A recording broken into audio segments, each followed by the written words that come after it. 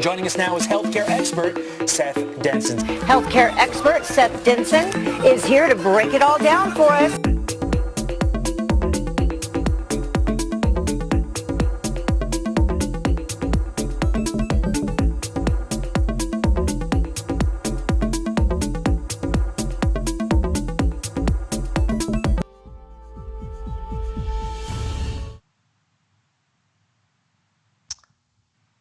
Welcome back, everybody. It is Thursday, so not Friday, but we are live with another edition of The Doctor Will See You Now.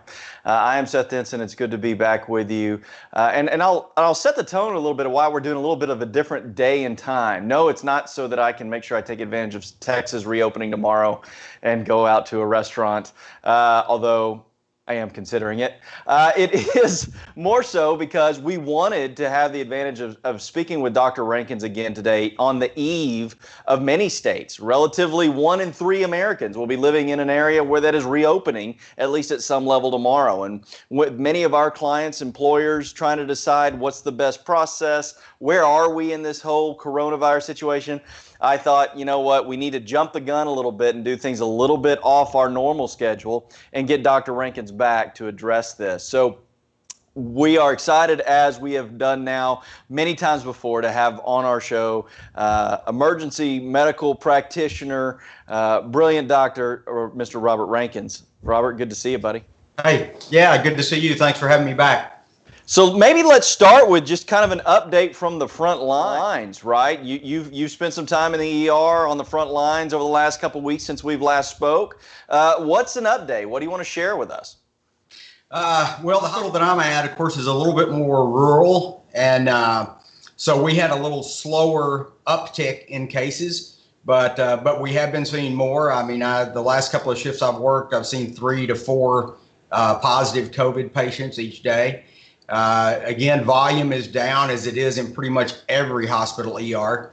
Our volume's down to like 50% of what it previously was. And but otherwise, I think a lot of areas, Collin County, for example, has stayed really level on the number of cases. And a lot of the other areas that were kind of peaking are starting to calm down a little bit. So now with this reopening coming, we're going to see what that does, if it, spikes it back up a little bit or not. But it's actually been doing pretty well as far as keeping the numbers down and being able to manage them.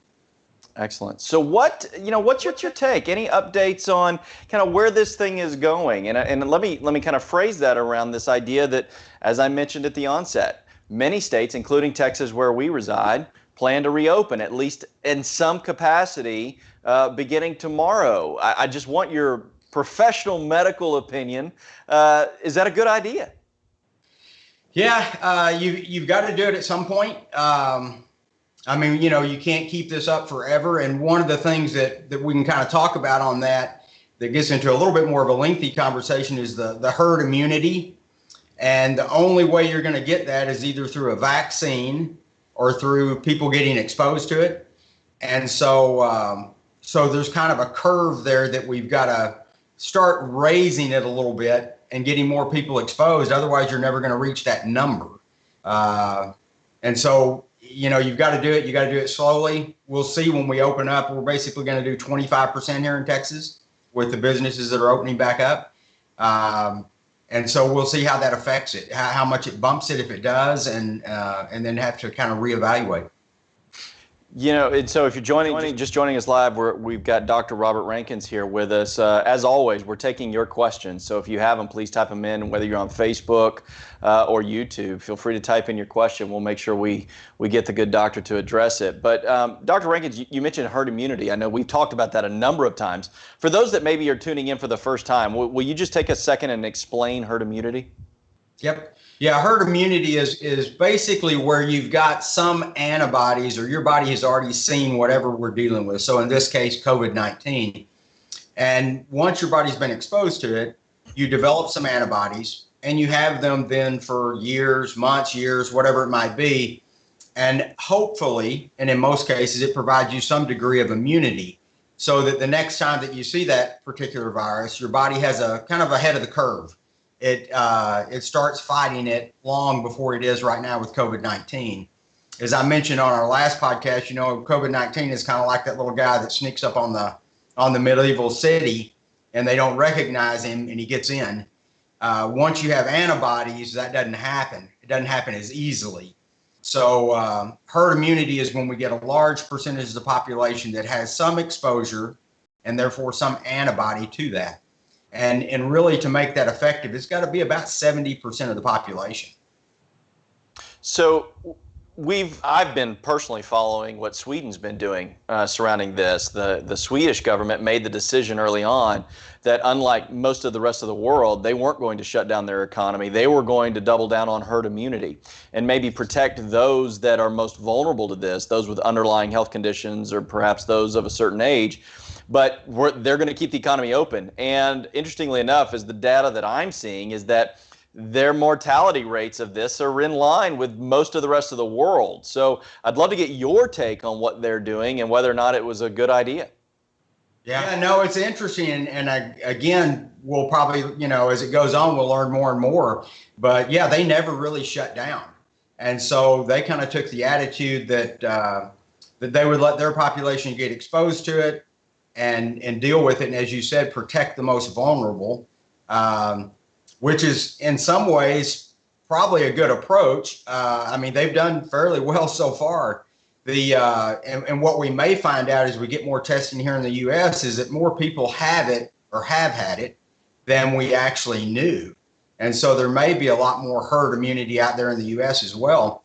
But Sweden has a very similar population to us. Their average age, median age is about 40. They've got about the same number of hospital beds per capita as we do. So, I mean, it's very, very similar in their ability to care for the sick patients, and their age is about the same. In the U.S., our median age is about 38. So it's a very similar population and a good comparison, and interesting to kind of watch what's going on over there.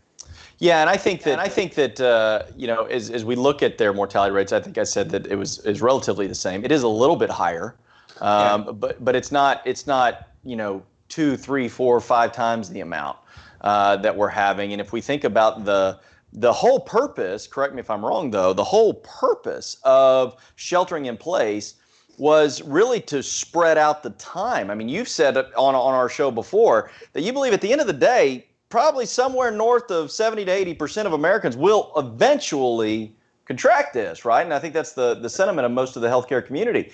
But the idea of sheltering in place and shutting down the economy was to spread out that period of time so that our hospital systems and our healthcare systems weren't overwhelmed, right?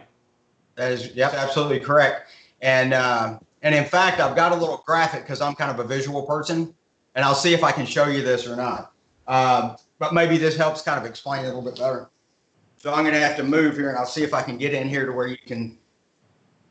Can you see that? I can, yeah. It looks like did you borrow Carl Rove's whiteboard there? I like it. Yeah. Carl's got some pretty good ideas, actually. But if you look at this thing and tell me if I'm getting off the screen here, but where we're at right now in caseload, we've got about 1 million cases in the U.S., right? That we know of, which means that there's some people out there that have it that we're not aware of yet because we hadn't had the testing. So with that 1 million people, where we need to get to is to 250 million people, because that's about 70% of our population. And so what the goal is to get from where we are to where we need to be without crossing that line right there. And what that line is how many hospital beds we have in the United States. We've got about 1 million beds. So right now, if you were to look at our curve, this blue line down here kind of tells you where we're at with the shelter in place and everything. We're trending along that line. So we got plenty of capacity left in there. As we open the economy up, this blue line is going to move up. What we want to be careful of is that it doesn't cross this. Now, interestingly, if you look at this and say that we're truly at only 1 million people and we have to get to 250, then that line stretches out literally to get 70%. We can have 10 million cases every 2 weeks, and it's going to take us a year to get herd immunity that way. So depending on where we bump that line by opening up the economy, and that's what they're going to be watching, as this next couple of weeks, if the line bumps up to here, they may kind of take it easy before they go any further. But the whole calculation on that, and it's going to vary from place to place, and it's really, the old saying that politics is local. Well, in a way, COVID-19 is local because different areas have different capacity. So the hospitals in a particular area have to kind of know what catchment area they are, and how big is that? How big is the population that comes to them? What is the risk factors in that population? Some areas are going to have a very high proportion of elderly or people with a lot of comorbidities, which is going to want them to open a little slower. Whereas if you had an area that have young, healthy people, they might could open a lot faster. So it's really a lot of this needs to be adjusted based on the different counties, the mayors of the cities, things that really know better what's going on in their area. But that's where we need to stay, is under that line of capacity. Sure. And so, and I've long stated that we really cannot try to treat the entirety of the United States like it is New York or like it is Detroit or some of these other areas. I mean, for our friends and clients in Midwest Nebraska that may not have any cases, right, to shut down their hospital systems, their healthcare systems, and say that you can't treat patients for elective procedures, to me was a bit short-sighted. I mean, I understand the fear and the concern over it, but perhaps it is time for us to start looking at America in the segments that it is, specifically, as you mentioned, local. So with that, obviously, herd immunity is going to be kind of the new wave, right? I mean, as we start to reopen, it is these states that are saying, you know what, if you're going to get, and maybe let me ask you that as a doctor, because you said from the onset of this that herd immunity was the answer. And if we're still, by all accounts, a year away from a vaccine, is herd immunity, has that been the intent from the get-go, right? I mean, for this bending the curve, this stretching the time out, was it to allow us to get to a place of herd immunity? Yep. Yeah, it's to get a point to where we don't overwhelm the system. So at some point in there, once we get it, and the key to really all of this is being able to test.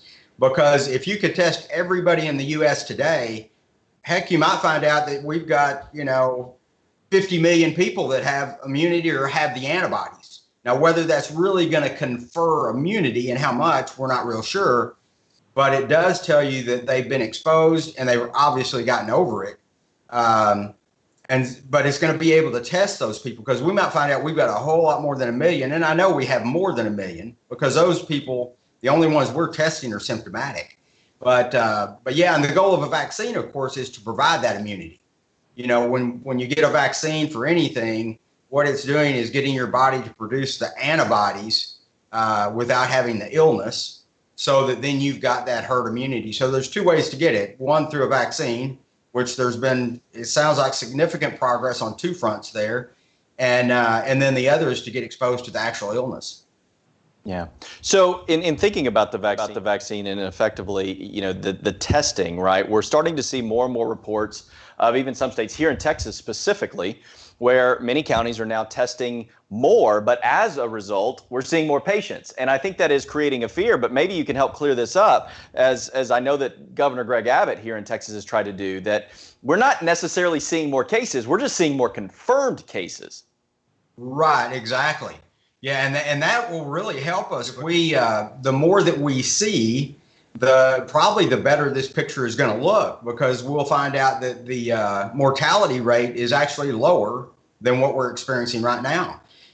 Because if we're basing the mortality rate on the deaths that we've had versus the 1 million cases that we've confirmed versus the deaths that we've had and maybe 50 million cases that we finally confirmed, makes a big difference. And that would make people feel a little bit more comfortable, and it would reassure the medical community as well.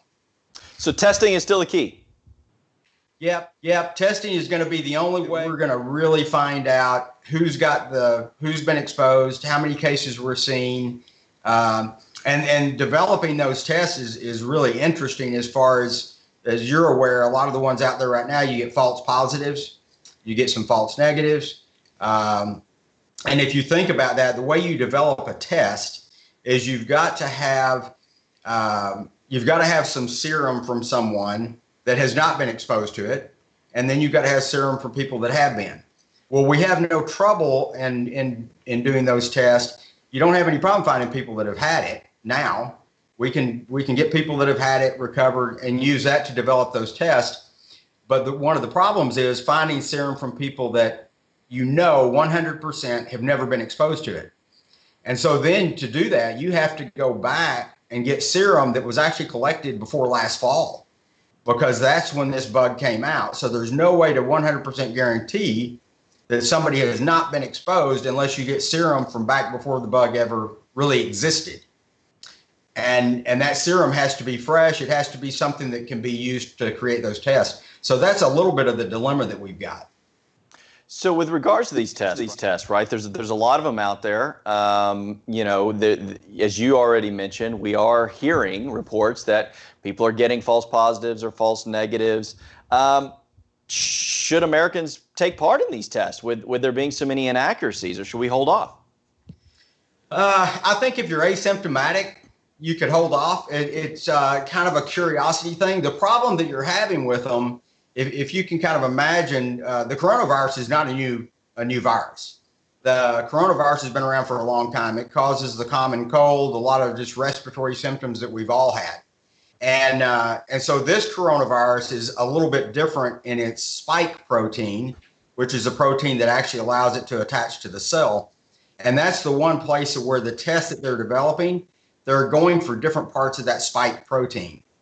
And but if it detects other parts of the coronavirus, you could test positive just because you've had the common cold.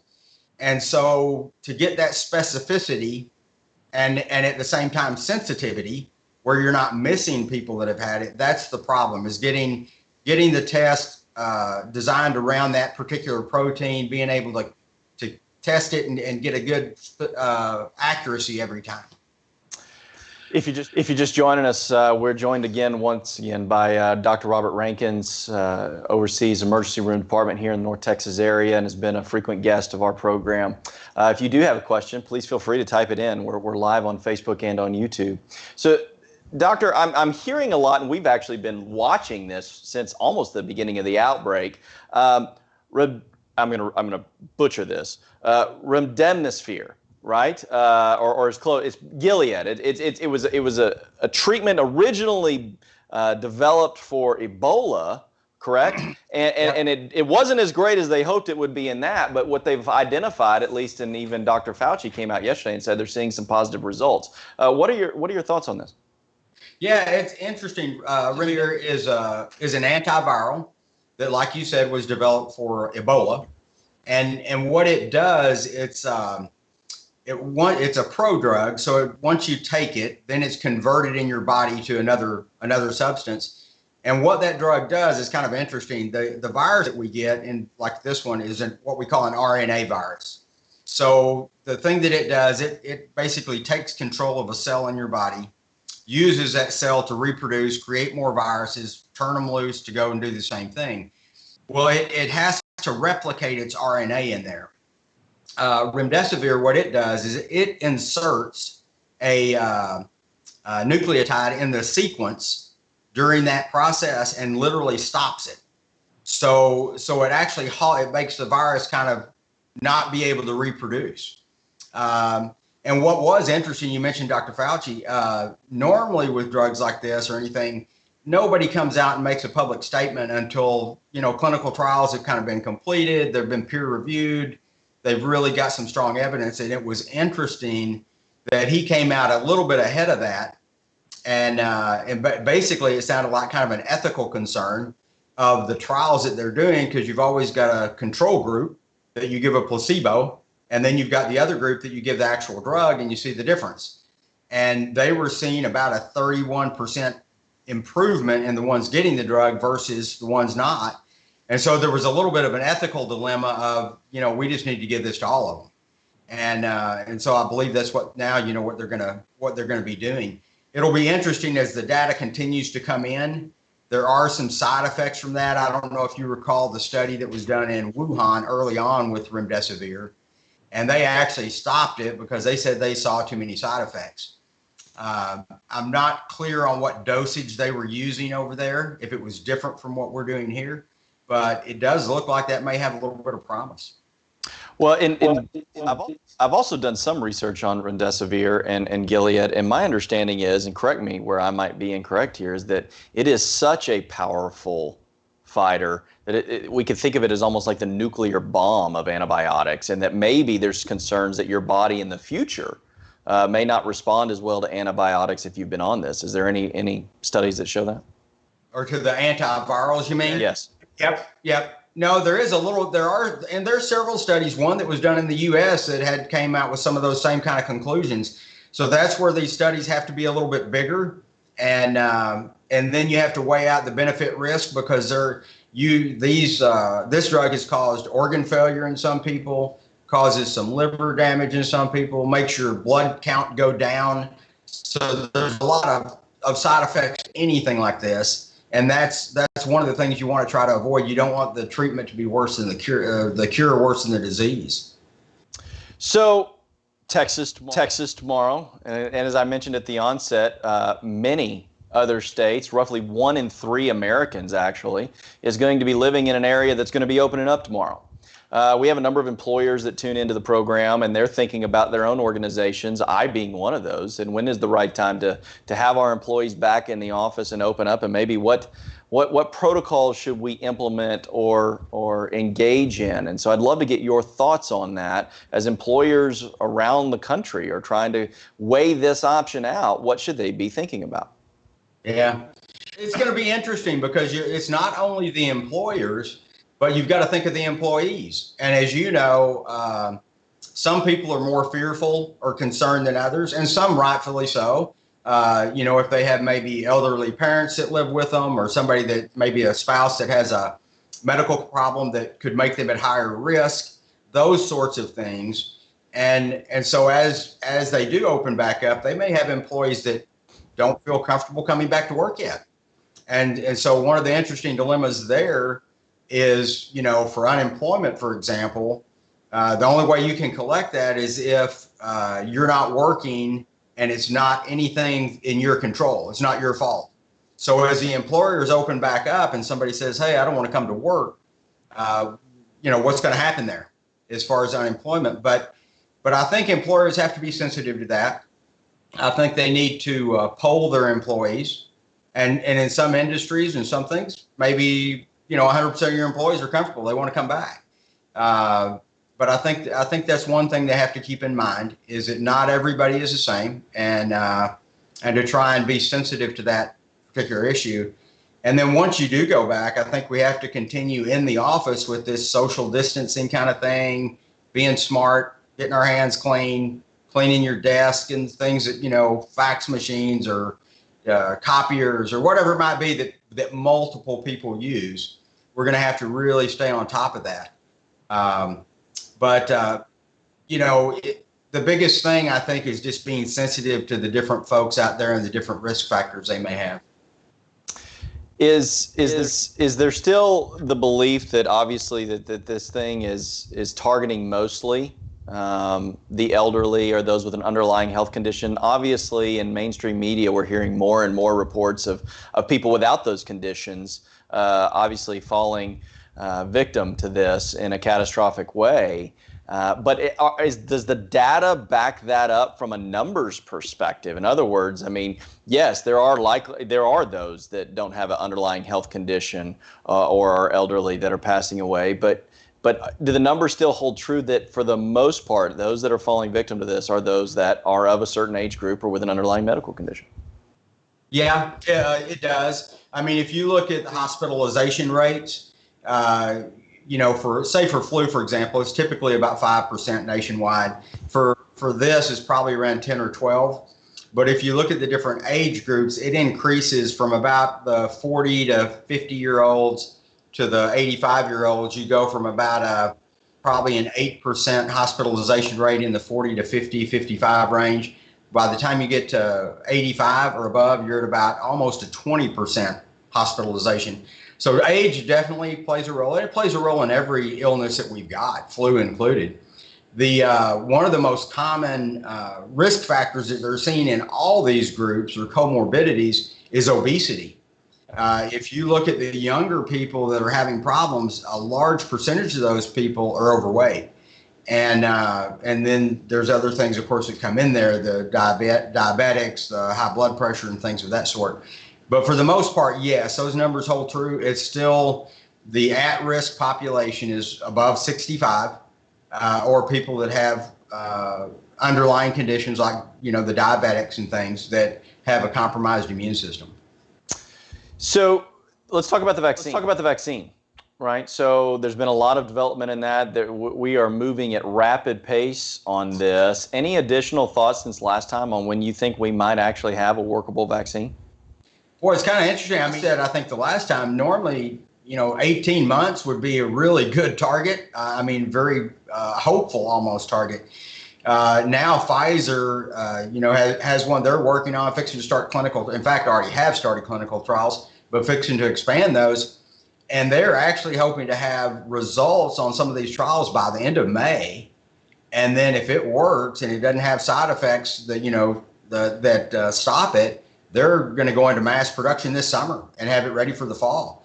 And then, I think it's AstraZeneca that partnered up over in the UK, and they're doing the same thing. And they've already got, I think, 1,000 people enrolled in that trial that they've given the vaccine to. So, it's moving. And there's actually 90 plus vaccines being worked on in the world currently, which, over a 4 or 5 month period is just absolutely amazing. And it's kind of a race to the vaccine in a sense, because the first country or first company that develops that and has a good vaccine that works and is safe as well is going to get the lead in that market. And so it's going to be interesting to see who comes up with that. Of course, China's working on a couple as well. Well, if there's ever been a testament for a free market drug industry, right, that this would certainly be it. So as these vaccines come out, right, and likely there will be a first to market, but then a second and a third and maybe even a fourth or more. What should I be considering? It's a question that actually came in from one of our viewers, Blake, who says, what would be the determining factor in whether or not you take it? If you're a young person, let's say, you're healthy, you think that you're not in that most susceptible. What should just everybody take this thing when it comes out? Or is this one of those things of if we do that, maybe herd immunity doesn't take in as fast? What are your thoughts there? Yeah, that's going to be an individual choice, much like the flu vaccine. If you look at it, some people get the flu shot, some people don't. They kind of take their chances. I think a lot of it is going to come into, I think a lot of people will get more confident as we have more and more people that have gotten the vaccine. The side effects, profile is noted as either being very low or non-existent. And again, you have to consider, do you have elderly parents or someone at home that's at higher risk that maybe you need to get the vaccine because the last thing in the world you want to do is take it home to them. And so there's a lot of considerations there. But probably the first group that are going to be getting these are going to be healthcare workers and first responders, because we're at the kind of at the forefront of bumping into it more often. And so I think we'll have a lot of people that like Blake can look at and see if it's effective and safe before it really gets to the general public. You mentioned the healthcare workers. I'm just curious, what's the morale like in the ER these days? It's actually good. I'm always impressed with the folks that I work with. Very upbeat. I mean, naturally, none of us, none of my coworkers want to get it if we can avoid it. But at the same time, there's not really. I mean, that's what we're there for. That's what we love to do, and so we just kind of march on, and we all have a good time, and kind of take care of each other and make sure we dress appropriately with PPE and all that good stuff. But no, the morale's actually pretty good. You mentioned PPE. Is this still an ongoing concern, or is that kind of loosened? Has manufacturing stepped up, and along with maybe some governmental assistance? Are we where we need to be on PPE? We're getting there. I mean, that was, you mentioned a little bit earlier today about some areas that don't have a lot of the virus. Well, their hospitals, their surgery centers, elective surgeries kind of got shut down. And so in their mind, they're like, shoot, we don't have that many cases. We ought to be able to go ahead and do our, keep working. But part of that was that if they're kind of using up the PPE because they're going to continue to order it from the manufacturers. And so if they're pulling it over there and using it for elective stuff, it shorts other locations that need it. But I think we're getting to a point now that manufacturing is definitely catching up. And I know at our hospital, we seem to be a little bit better supplied than we were. So I think we're getting there. I think we'll probably another couple of weeks and we ought to be in pretty good shape on that front, I'm hoping. So should we go to dinner this week? I mean, like literally, what are you telling people, right? The state's reopening, some restaurants, some have decided they're not going to, but some are. Should we get out? Should we go and start taking advantage of that open economy? Yeah, I mean, my personal opinion, yes. Again, continue to be smart, be safe. If you've got people that are at higher risk, that you're in contact with, maybe you need to rethink that a little bit. It's going to be very interesting to see what the restaurant industry does as far as the ones that do reopen, having to move their tables apart from each other. I mean, most restaurants, their tables are not 6 feet apart. And of course, doing the 25%, of normal volume. One of my biggest questions is, can the restaurant survive on that? At the pricing, are they going to have to quadruple the prices of food? I mean, how are they going to make that work? But I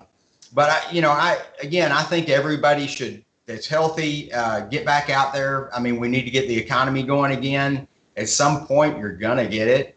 And we need to get out there and just kind of like we did after 9/11. We had a little pause there for a while, and then everybody jumped back in and went back to being normal. And I don't think you can let fear drive everything, that you do. So you mentioned that, at some point we're probably all going to get this thing or at least be very close to it in some way. We had COVID-19. We're going to have COVID-20. I mean, are we ever going to see this thing slow down enough that it isn't a second wave? I know that we talked last time about this second wave. Is there a second wave when the first wave never crashes? I think you'll see a second spike in the fall if we even see it really go down.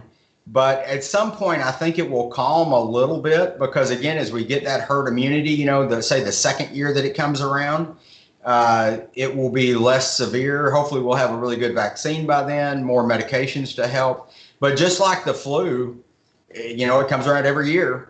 And I think we're going to see the same thing with this. I'd be surprised if we didn't. And it'll be interesting to see if the people that have antibodies, does that really give you immunity? Or, and interestingly, with coronavirus, when we've seen that for years, I mean, you probably get a case of it every year almost, but you get it again the next year. And so even though you develop antibodies, you're still not immune to it. It, may not be as bad, but sometimes, we get a pretty bad cold every year, and it's usually from the same bugs.